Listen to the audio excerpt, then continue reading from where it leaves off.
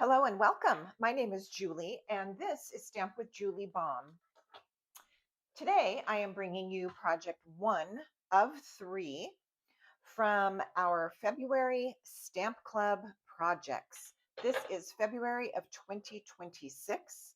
There are three projects, and this is the video number one. So there is a video with project two and a video with project three, and I will link those for you so that you can find them easily. We are going to be making a really cute fun fold card. We are using this stamp set called With You in Mind that has been around for a little while, not a super long time, but it also is not yet appearing on the last chance list. So this is still entirely available. We are going to be using this for our thank you card, and we're going to be using that little flower there. All right, I also have some absolutely gorgeous paper. This is called Lovely and Beautiful, and we're using a couple different prints from Lovely and Beautiful. So we're going to talk about those pieces. And we're building our card on a card base of old olive cardstock, 4¼ inches by 11 inches. Let's begin with that piece. We're going to make some score lines on it. We are going to start at 2 1/8. Then we're going to make a score line at 3 3/8.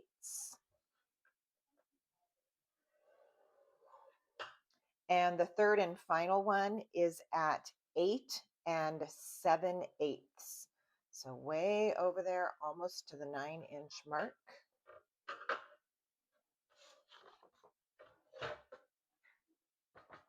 Let's take a bone folder and we will go ahead and fold and reinforce our creases.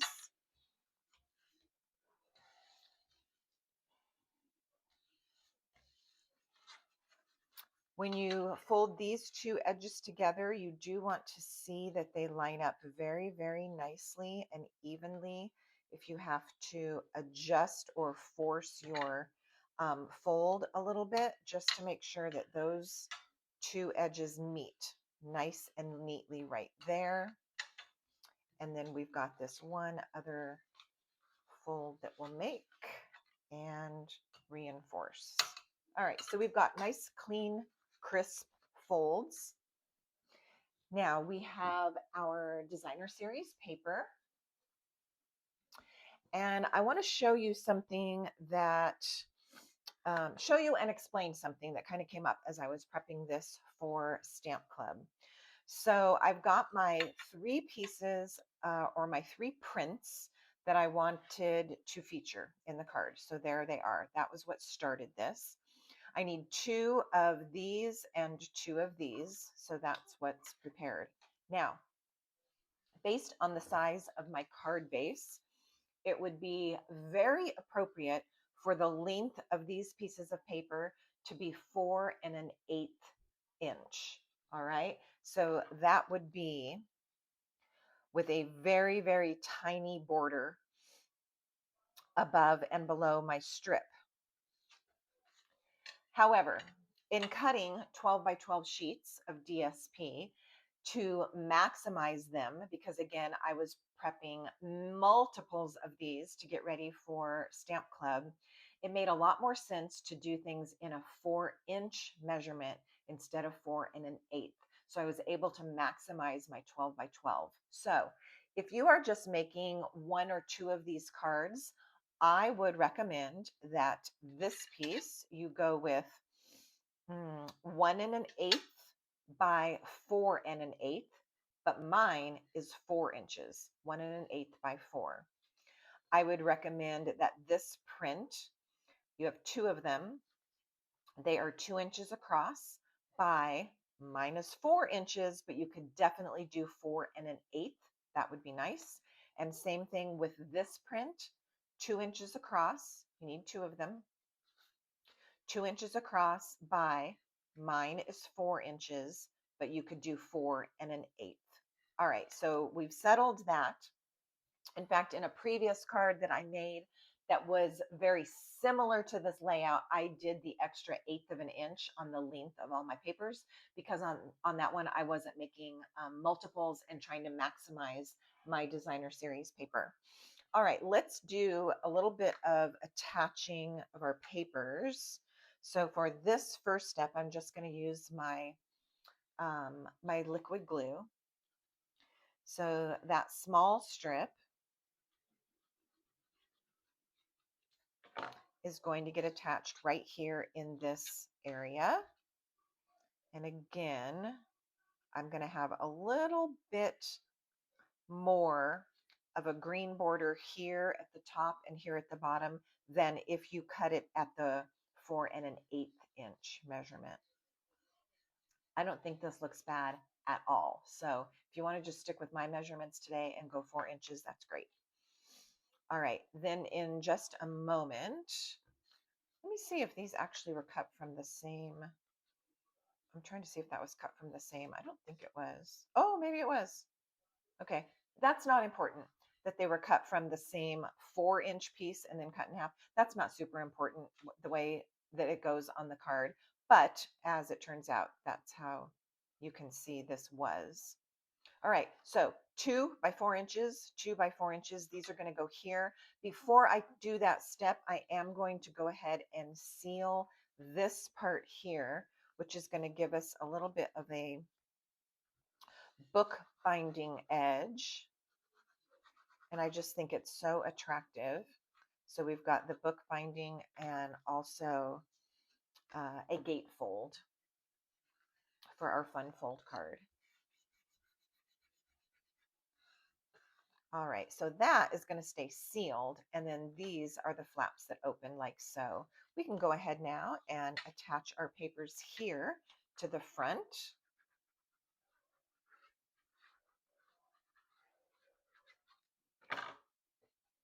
This paper is called Lovely and Beautiful, and it is indeed very, very pretty.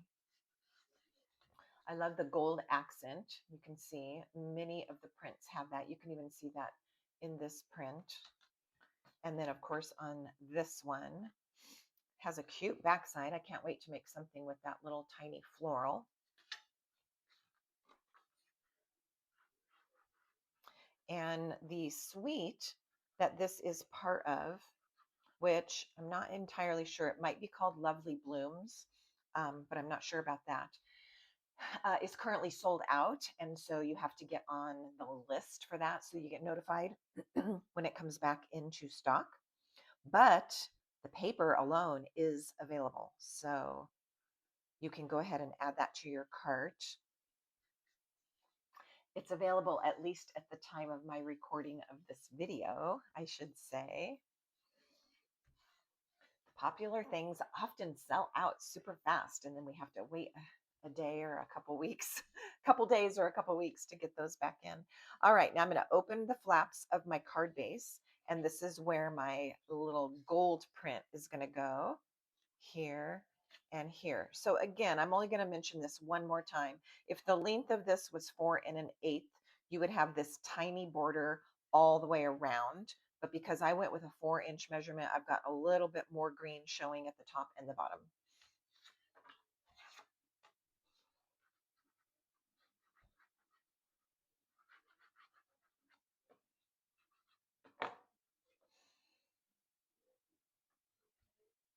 I think these flowers alternate in their direction, so I'm not convinced that there's a definite direction to this paper, but as I'm saying that, I'm also not looking at the full 12 by 12 sheet. So if you think there's a direction, make sure that you pay attention to that before you go and glue it on. It might just depend on the actual piece that you cut. Maybe most of the flowers or stems on that particular piece are going one direction.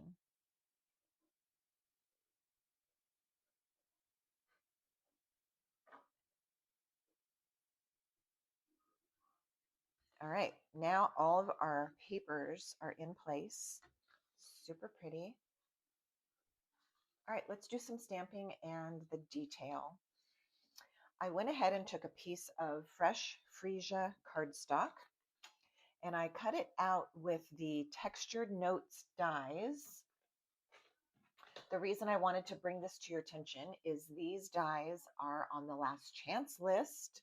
They are also discounted. These were $31 originally, and they are on sale for $24.80.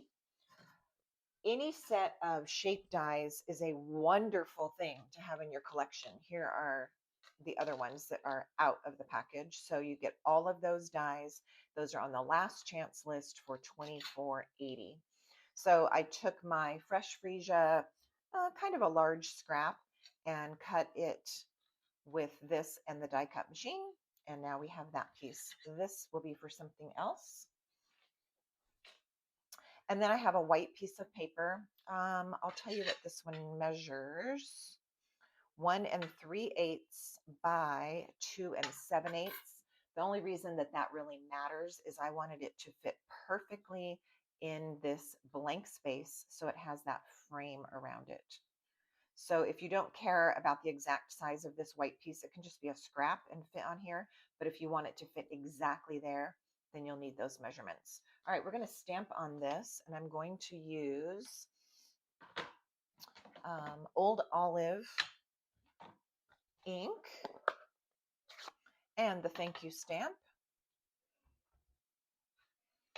I do think that I will take advantage of having my Stampin' Pierce mat handy here.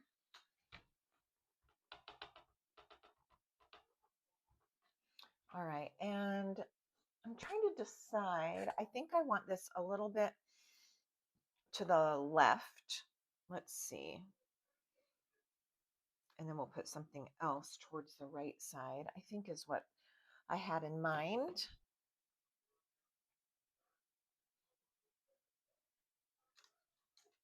All right, we've got our thank you. Let's take a piece of scratch paper, just something that we can stamp some ink off, because next I'm going to use Calypso Coral, and it is represented in our designer series paper, but in playing with it, I felt like straight from the ink pad was a little bit too dark. I want a muted version, so we're going to take our Calypso Coral and that cute flower from the stamp set, stamp it off, and then onto my project piece. So I just get a lighter version, like so. I feel like this reflects better in the paper than the darker, even though that's very pretty too. You can decide. All right, another piece that we did not talk about, in fact, I need to grab, is a 4x4" piece of white. So let me grab that. We're going to need it for the inside panel. I have it right here. I just need to trim it to size. Which, by the way, I needed to purchase a new paper cutter. I do use our Stampin' Up! Paper trimmer a lot, but if I'm cutting a lot of paper, I use an actual desktop paper cutter, and I replaced my old one with the best paper cutter. I love it. I tried 6 different ones. From Amazon, back to Amazon. Second try, back to Amazon. Third try.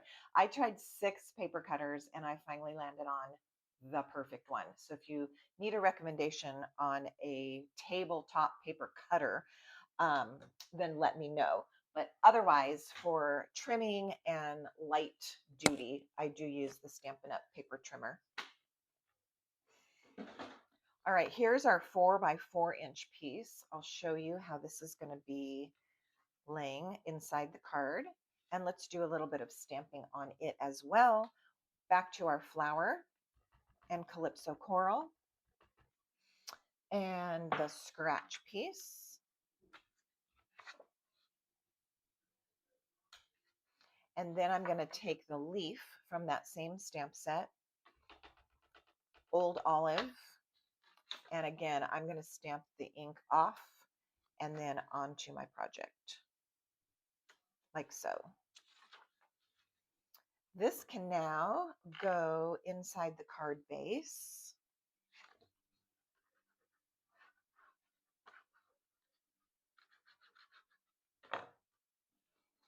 And then we'll go back to our little focal image that we were working on. All right, there's the inside. Very, very cute. Okay, now back to this piece.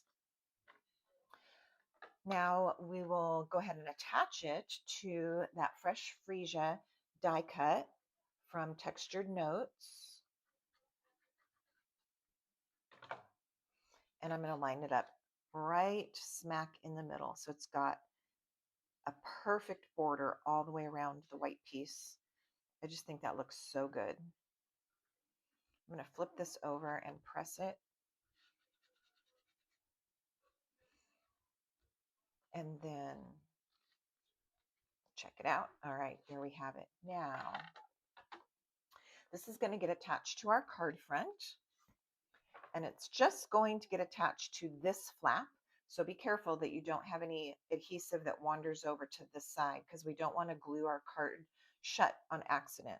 So we want our adhesive only on the left side. At this point too, depending on the print of your paper, you might want this piece centered. You might want it a little bit higher if you're trying to show something on the paper, or you might want it a little lower. So that is entirely up to you as far as placement. I'm going to go ahead and just grab some Stampin' Seal to do this part. And I'm going to put a couple of strips here, only on that left side. And for this card, I'm just going to go ahead and center it. Top, bottom, right, and left. And I'm using this square part. I'm ignoring this. I'm looking at this square part and centering it. And careful to not have any adhesive going outside that edge. You can also tell if your piece is straight by looking at it from this angle. Mine needed to just get moved a tiny, tiny bit. You saw me do that. Okay, now that's in place like so. Let's finish this with something that I think is really pretty. In fact, I'm going to have to show you one that I use, the very pretty piece. It's a baker's twine in lemon lolly, but I have run out of it, and in prepping for club we used the very last inch of it. So I'll show you that one, but I'm going to put some linen thread on this one instead, which I'm sure will look nice too. We could use linen thread, or let me see if I have one more option. Oh yeah, this old olive twine would be an option as well. So I'll go ahead and use the old olive, and then I'll bring in another card that has the yellow baker's twine, and it's really, really pretty. At club, you'll be using the yellow baker's twine.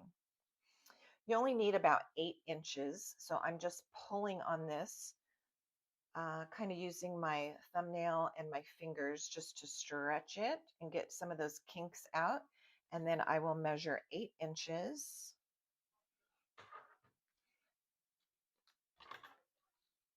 And this is just going to get tied in a bow. Another thing you could do, you would need more, you would need about 14 inches. If you wanted to tie it all the way around this piece and tie your bow, that would be cute too. We are just going to tie a bow and stick it on the front. Some of you who are really good at bow tying might be able to get by with 6 inches even, but I provided everybody with 8, so you have just enough extra to get your bow tied, get your loops even, get your tails even, all the little parts, all the pieces.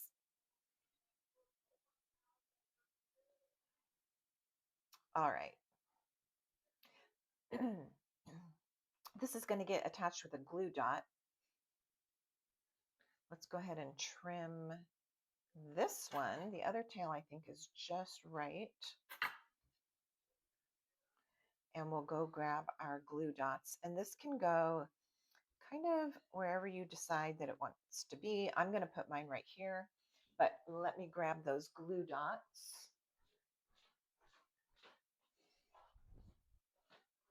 Sometimes on filming day, I have things strewn all about my office and sometimes even overflow out of the office because I have piles of paper, piles of cardstock. I have um, all the different elements, die cuts, and so forth.